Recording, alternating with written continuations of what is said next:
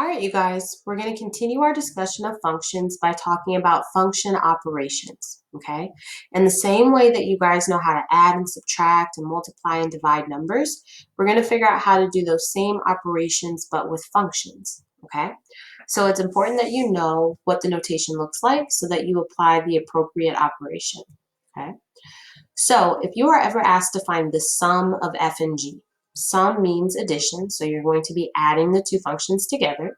You will see either of these two notations, okay? More than likely, you're going to see the notation on the left, which says f plus g of x. If I'm doing it, you're probably going to see this notation on the right. I just prefer this one on the right because it's easier to see exactly what I'm doing, okay? So that is going to be your sum function. If you are asked to find the difference of your two functions, or the difference of f minus g, okay, difference means subtraction. So you're subtracting your two functions from each other. So you will see either of these two notations, okay? So as I said before, I just prefer the notation on the right just because it's easier for me to see exactly what I'm doing, okay? So this is your sum notation and your difference notation.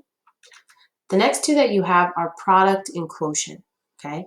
Product means multiplication, so it's letting you know that you are multiplying your two functions together. So you have f of x times g of x. And quotient means that you are dividing your two functions by each other. So you have f of x over g of x, okay? Now notice your quotient formula has this special notation here that says g of x cannot equal 0. That restriction is there because g of x is in the denominator, and anytime you have a fraction, you cannot divide by 0. So it ensures that your answer will not be undefined, okay? So let's practice using these. So let's look at this example. So it says, let f and g be two functions defined as f of x being 1 over x plus 2 and g of x equaling x over x minus 1. And they want us to find the following functions and then determine the domain in each case, okay? So they want us to find the sum function, the difference, the product, and the quotient, okay? So we're going to do them one by one. So let's start with the sum. So the sum means that we're going to add our two functions together, okay? So the functions that they gave us were f of x and g of x. So I'm adding them together. Since both of these functions, all right, they're rationals. Rationals mean that they look like fractions. The only way you can add two fractions together is that you need to find a common denominator, okay? So I multiply each one of these expressions by what they're missing. So the first one I multiply by x minus 1, top and bottom. The second one I multiply by x plus 2, top and bottom. And then for fractions, you multiply their numerators and their denominators together. So I multiply straight across. So that's what you see here in this step, okay? Now, since their denominators are the same, I can simply add their numerators, which I've done here. I've combined them. And then I'm going to simplify the numerator.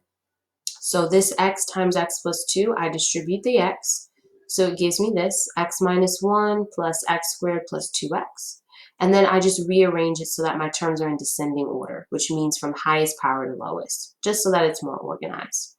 So my final answer is x squared plus 3x minus 1 all over x plus 2 times x minus 1, okay?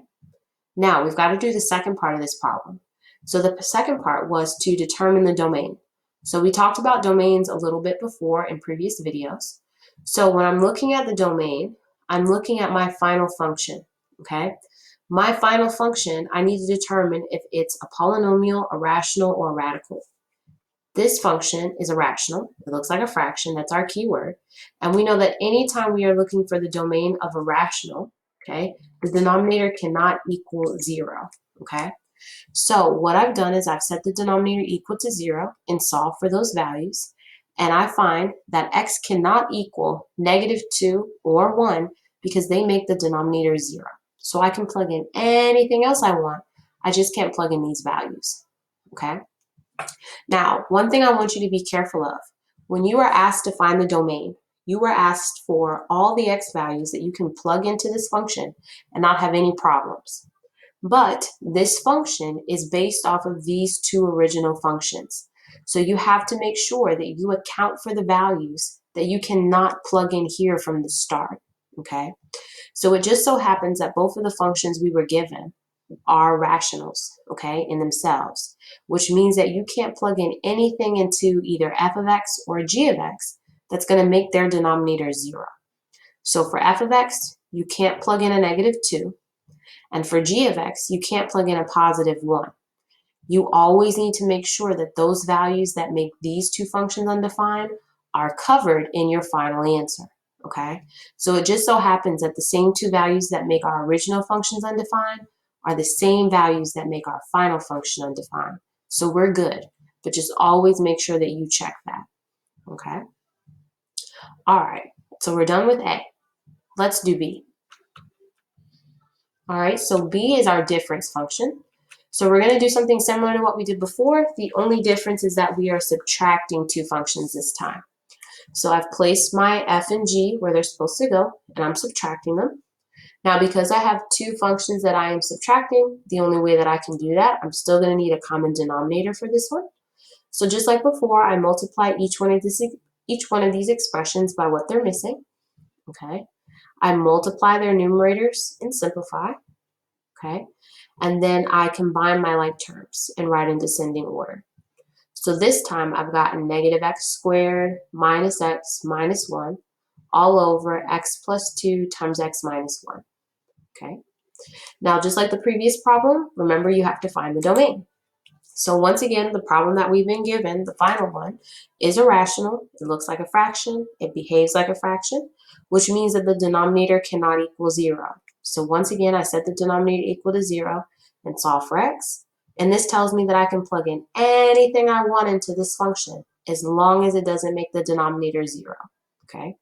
Now remember, before you're finished, you need to make sure that the values that you've excluded, you've also taken into account the values that make the original functions undefined, which in this case we have x can equal -2 and x can equal +1. So we're good. Okay. All right, let's move on to C. Okay. For C, we're asked to find the product function, which means that we're going to multiply our two functions together. Okay.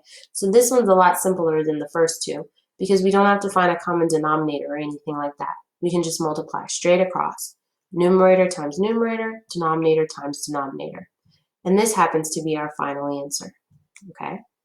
Now we still need to find the domain. So we need to find out what can't make the denominator 0. Because remember, this is a rational, so the denominator can't equal 0. So once again, I set each of those values equal to 0 and solve. And I end up with the same domain that I have before. And remember, before I can accept this, I need to make sure that I've accounted for the values that make the original functions undefined, which I have. Okay. So our last one is our quotient function. Okay. So for the quotient, I'm going to divide my two functions by each other. Okay. Now this is a complex fraction, which means that I have a fraction sitting inside of a fraction. So I don't like that. It's pretty ugly. So to simplify it, I'm going to multiply by the reciprocal or keep, change, flip, whichever method you're more comfortable with, which means that I'm going to keep the numerator the same. I'm going to change the division to multiplication and multiply by the reciprocal. So you'll see that the numerator stayed the same, multiplication, and I flipped the second expression. Okay.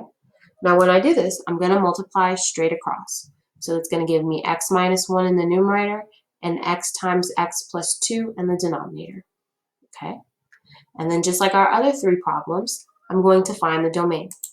So this one, like the last ones, is a rational function, which means that the denominator cannot equal 0. So I need to find those values. So I set x times x plus 2 equal to 0 and solve, which gives me 0 and -2. Okay. Now, even though we didn't see it in the other three problems, remember I said you always have to account for the values that would have made your original functions undefined. So remember, we had to throw out -2 from f of x, and we had to throw out +1 from g of x.